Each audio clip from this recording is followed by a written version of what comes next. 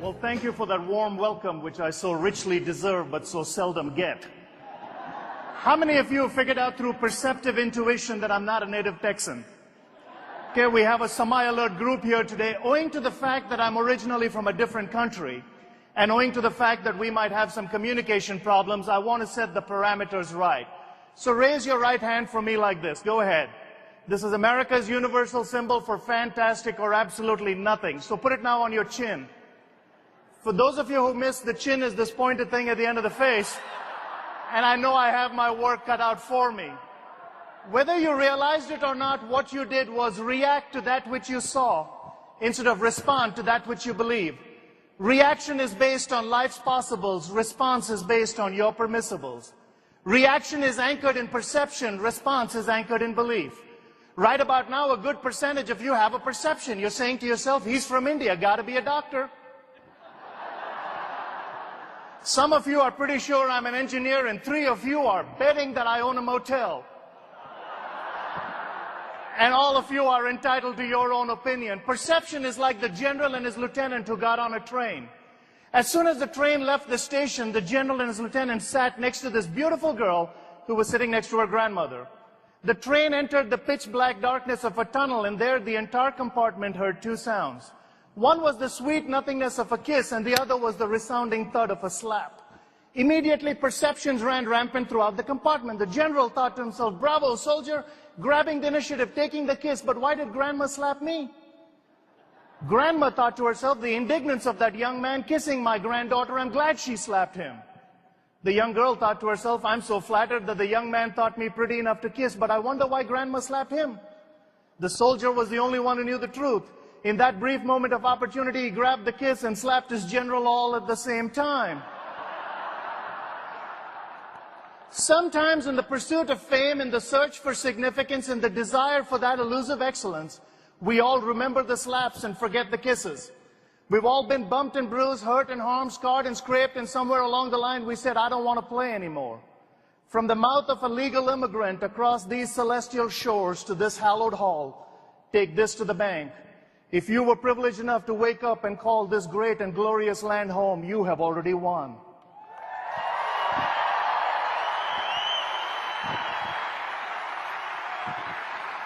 If you as a nation don't do anything for the next 500 years, the country that comes in second will wish it were you. And people look at me and say, well, that's not fair. You've been on both sides. You know which side the grass is greener. You are right. I have been on both sides, and there ain't no grass on the other side. Someone said, dude, how poor were you? We were so poor, we'd go to Kentucky Fried Chicken, lick other people's fingers. This poor and this poor. We was poor. We didn't have tracks to be on the other side of. Now we had running water. If you needed it, you ran and got it. And that's not reasonably far from the truth, because Dad did study under a street light and Mom was a child bride. What I'm about to share with you in the remaining time I have is a process that will take you to literally the heights of your own capability. But you have to understand what success is and what it isn't. In order to understand what success truly is, you have to understand that the areas for achievement in life are like spokes in a wheel. Unless each of those spokes are equidistant from the hub at the center of that wheel, life's ride will go thump, thump, bump, bump. Our natural tendency is to always blame the road. But in order to set goals in each of those areas, you have to understand what balance is and what it isn't. Success is not who you are in relation to the person sitting next to you. Success is who you are in relation to where you began and what you began with. In fact, raise your right hand for me now as high as it'll go. Now raise it higher. Why didn't you do that to begin with? I said as high as it'll go. The difference between where you think your limit is and where it actually is called the edge. But many people never get to the edge because 97% of the people in this world operate in the comfort zone. 3% of the people in this world operate in the effective zone. The difference between comfort and effectiveness is called growth, and growth is uncomfortable. Eric Hoffer said, in times of change, it is the learners who will inherit the earth, while the learned will find themselves beautifully equipped for a world that no longer exists. In Texas, we call this the dead armadillo syndrome. I don't know how many of you have ever seen a live armadillo. I've never seen one. I've lived there 20 years. They're always dead in a 70-mile-an-hour speed zone, but there are 3 things I do know about armadillos. 1, they're slow. 2, they're ugly. 3, they're dumb. Doesn't make for a winning combination in life's highways and byways. I wonder why armadillos don't have a meeting like this and say, dude, dad died here. Mom died here. Everyone we know died right here. Let's find a school zone. Sometimes before you speed up, you have to slow down. Everybody wakes up in the morning, looks in the mirror and says, mirror, mirror on the wall, do I have a prayer at all? If the mirror ever told you with that kind of hairdo, go back to bed, listen to the mirror. If you walk out in life looking like you've been weaned on a pickle or like the picture on your driver's license, ain't nobody going to treat you like a glamour shot. If you're happy, tell your face. Foundational living is understanding the 4 primary reasons why people don't set goals. And the first is fear. And the fear is the fear of criticism. The fear of the I told you so people. The fear of everybody in your life who loves you so much that they don't want you to progress because mediocrity and misery do love company. Many of us are afraid of critics. In fact, when I spoke in San Francisco, California, a gentleman wrote a very scathing review about me. He said one of the speakers was a husky Indian in a finely tailored suit who had some perky cones about patriotism and was a pseudo-disciple of Ziggler and for whatever reason left to a thunderous ovation. I wrote him back a rebuttal saying, dear sir, the freedom of speech that gives you the right to pen your eloquence is the same one that gives me the right to share my thoughts. First, you called me a pseudo-disciple of Ziggler, and I looked up my Noah Webster dictionary from 1828 that Mr. Ziggler gave me, and I looked up the word disciple. It says student, like constant learner, like in Disciple of Plato. Mr. Z would be proud. Second, you called me a patriot with some perky cones. I said, I will give you a challenge. Take any speech from Patrick Henry to Martin Luther King. You take a day to prepare, I'll take a day to prepare. When you speak, they will stand and clap. When I speak, they will stand and march. Don't doubt my patriotism. Third, I sent your article to my parents in India who don't know what a critic is. They were just glad their little boy's name was mentioned in the same article as Rudy Giuliani.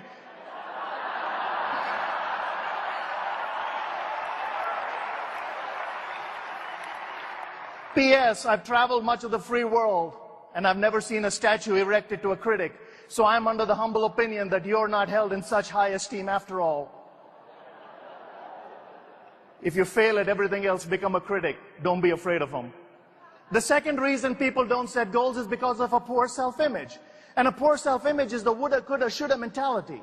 We'll dress the exterior up, but instead we need to dress that inside up, stand in front of the mirror and say, mirror, mirror on the wall, here I am, what's my call? But everybody has that false image about themselves that packaging never really solves. I remember standing in the Dallas-Fort Worth airport behind a celebrity. She had already achieved it all.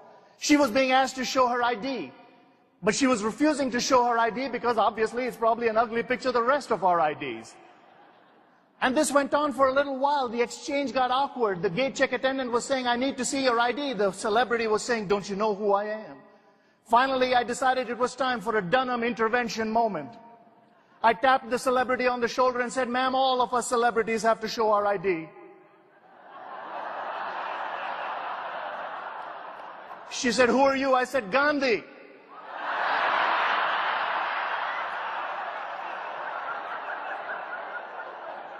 Folks, if somebody has to tell you who you are, you're not. Eleanor Roosevelt said, other people can tell you what you can or cannot do, only you can fulfill it. The way you change your self-image is change that definition of success. I vividly remember one time I was in the living room getting ready to take a trip. There was the pride of my life, the light of my soul, my then 8-year-old son. He said, Papa, why do you have to travel? I said, this is what I do. He said, what do you do? I said, I'm a teacher. He said, not helping, I hate mine. I said, I'm like a teacher for grown-ups. He said, still not helping. I said, what's the question, boy? He said, are you any good? And I did what most of you have done since the beginning of your career. Howard Hendricks from Dallas Theological Seminary said, your career is what you're paid for. Your purpose is what you're made for. I looked at my boy in the eye and I said, son, I am good. I've snorkeled the outer barrier of the Great Barrier Reef. I've sailed through the Panama Canal. I watched the mist settle on Lake Balaton in Hungary and saw Paris in its grandeur from the 3rd level of the Eiffel Tower. Boy, I actually did a seminar on Monday in Washington, on Friday in Moscow. I projected my voice in a coliseum in Greece where oratorical brilliance is deemed to have begun. Without batting an eyelid, Nicholas said, you're obviously not good enough to do it in Dallas. When the laughter of an audience dies down, you hear the anguish of a father's heart. That day I changed my definition of self-image. And it goes in the form of an affirmation to my boy. Boy, I may never gather diamonds. I may never amass gold. And my colleagues may consider me a failure when my business life is told. But if you can grow up godly, my son, I'll be glad, for I know I'll have been successful as your dad.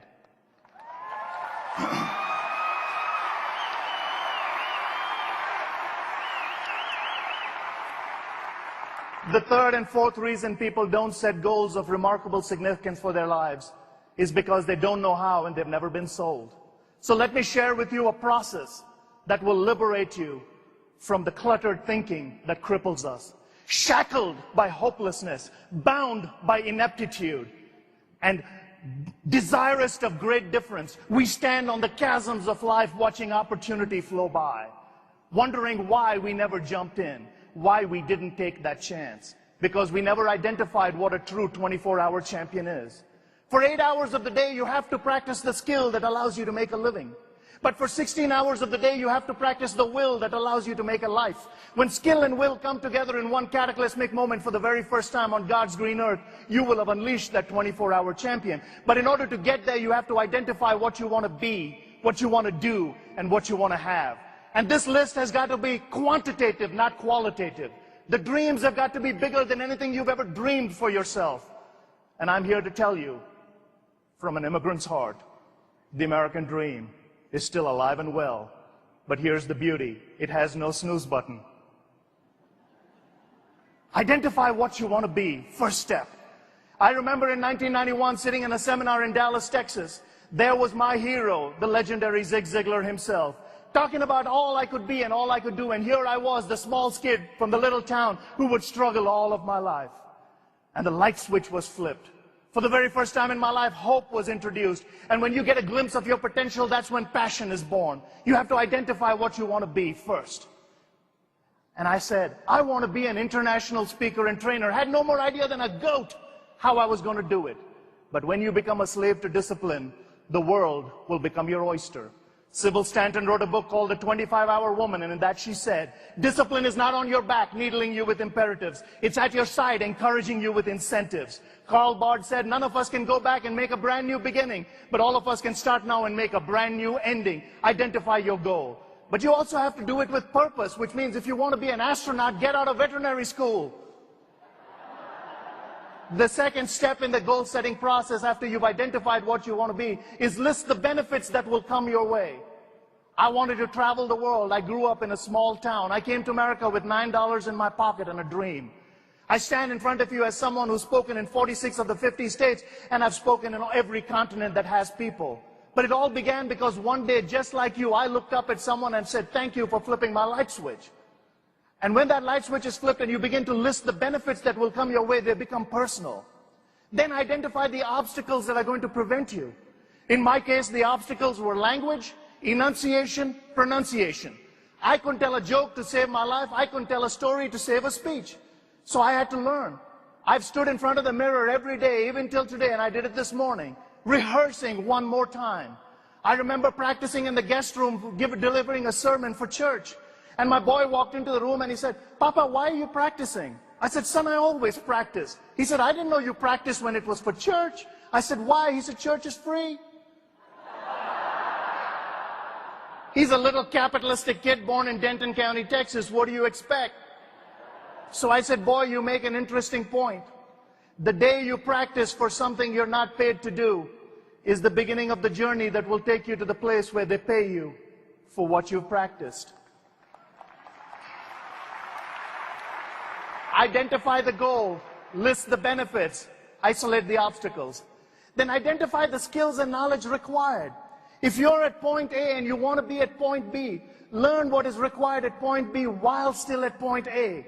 As a young kid lying on a nondescript beach in a remote southern Indian town, I looked up at the heavens above and made a decision that I wanted to live in America. I was all of 8. And my father said, if that's where you want to live, I want you to start learning American history now. Because when you get there, not if, when you get there, I want you to hit the ground running.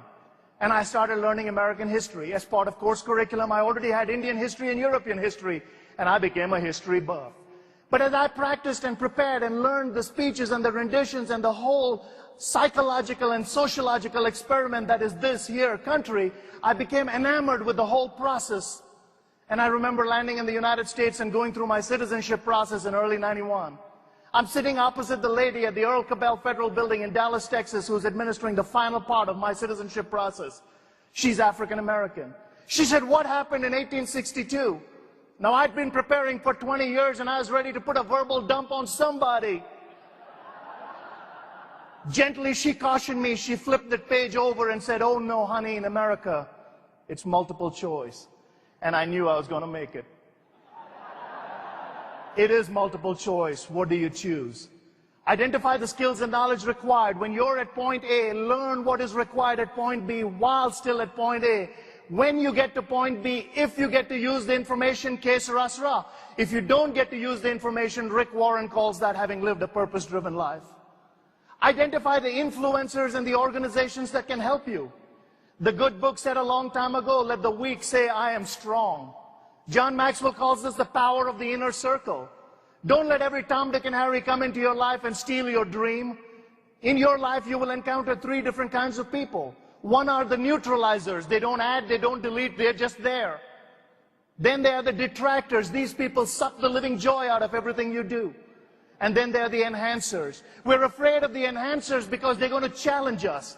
They're going to ask you to make some changes and some adjustments. And those changes and those adjustments are going to be complicated. And they're going to be unnerving. But you have to make them. Because there's only one time in your life where everybody's going to say nice things about you. You're flat off your back looking up. The pastor looking down saying, "You the man." Right now you're the dead man, but you the man. At that point in your life, you can make one of only 2 statements. I wish I had, or I'm glad I did. Identify the skills and knowledge required and then locate the influencers and the organizations that can help you. Get them involved in your life and remarkable things will start happening. Then look at your plan of action.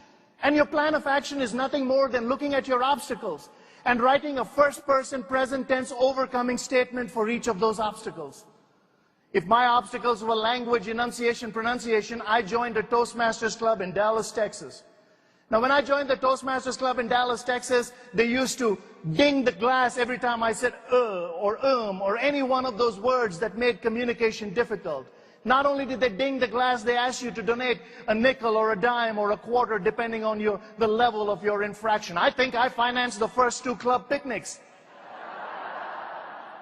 But Steve Brown from Emory University said anything worth doing is worth doing poorly until you can learn to do it well. So week after week after week I went.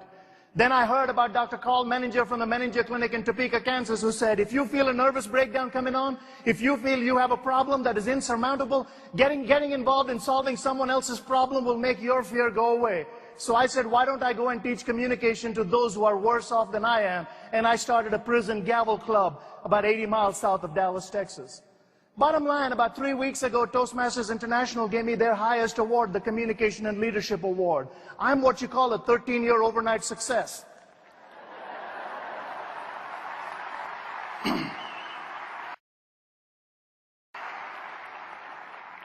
And it does come full circle, folks.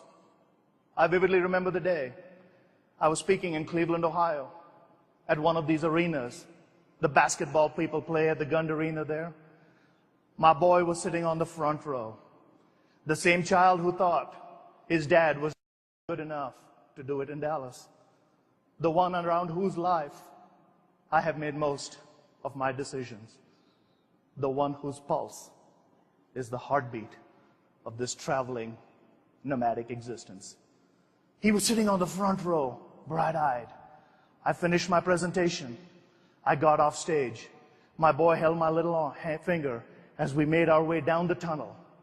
The crowd who had heard me regale stories about his wisdom watched the scene. The cameraman picked up his big brown eyes and blasted it on the Jumbotron. The crowd erupted. My boy jumped into my arms, nuzzled his lips into the cranny of my neck, and said, "Daddy, this is the happiest day of my life." And I didn't think any more about it. I said, we've come full circle. It does work. I went away to the next event, and life goes on. Que sera, sera. I didn't think any much about it when I walked into his classroom 8 months later. There was a poster board that my boy had made. It said, "My Life in Perspective" by Nicholas Dhanam.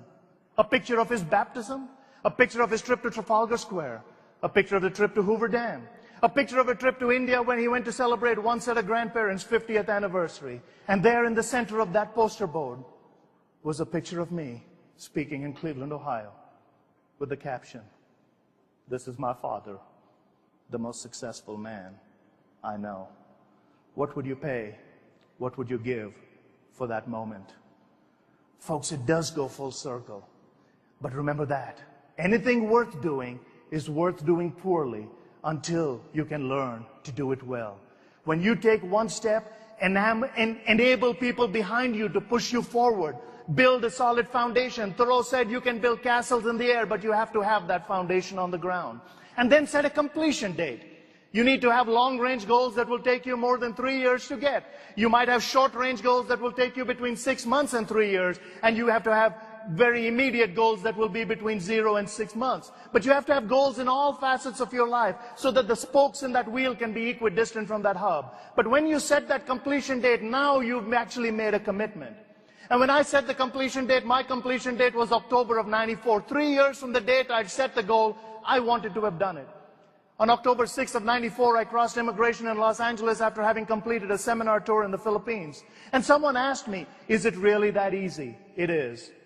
But let me give you one word of caution. What you will get as a result of changing your life and becoming a goal-setting fool, what you will get is not nearly as important as who you will become. You will become better in all areas of your life, and that's the goal. The goal is to arrive at the end goal, at the end line, finishing well, which means you've got to win in your personal life, your family life, and your business life. You've got to be that 24-hour success. You've got to be that champion. But you need to hang in there because exceptions will sabotage you. Along the way, it's not going to be all positivity. It's not going to be all motivation. And every day is not going to be a halo adjustment. There are going to be a bunch of people out there looking at you, wondering what you're smoking and why you're grinning from year to year like you've eaten a banana sideways. And they're going to challenge your insanity, and they're going to question your integrity. I was standing in West Palm Beach, Florida, outside an airport hotel, waiting for the shuttle to take me to the airport and bring me home to my bride. But as I stood there wearing jeans and a t-shirt outside an airport hotel in Florida, looking like me, the odds are a lot of people are not going to mistake me for being Zig Ziglar's international cultural ambassador. The closest a couple came to was baggage handler, and here's how the story goes. I'm standing there minding my own business, and I notice that the shuttle driver is running late. So I say to myself, "Self, why don't you pick up your bags and put them in the van? That way, when the driver gets here, you don't have to blame him for the economy, the weather, your relationships, and everything that goes wrong in this world." So I picked up my bags and put them in the van. The lady standing next to me, she looked like she'd fallen asleep in a salad bar. She had the hat with the whole fruit number working. She used her nose, which doubled as a pointer, and asked me to put her bags in the van. Baggage handling is easy, folks. You just lift. I go by the advice of my father, who studied under a streetlight. Be it a job, big or small, do it well or not at all. Your word is your bond. If your word's no good, you're no good. So I picked up her bags and put them in the van. The dude standing next to her now wants to get involved in this little immigrant episode. So he asked me to put his bags in the van, which I did. But I just got done bragging on this being the last bastion of freedom and opportunity, the only Eden this side of heaven many of us will ever see. Most of you know what I did next. I went for the tip.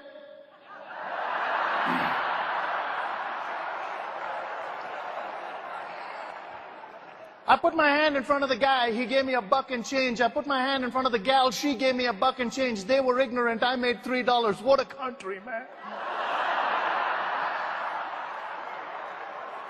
When I got in the van, the gentleman tapped me on my shoulder after he saw my luggage tag, which says Intergalactic Yoda.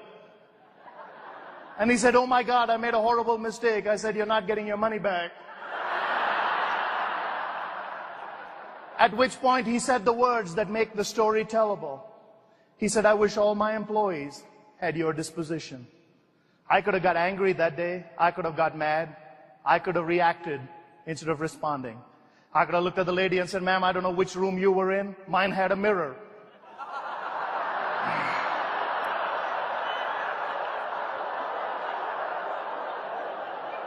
But I'll close by asking you, what's your disposition? And have a good one. Because I'll close like I always do by saying I've literally traveled the world in the 7 seas. I've been on my highs and on my knees. But of all the groups I've spoken to, the most fun I had was today with you. I'm Anila's husband and Nick's dad saying, God bless you.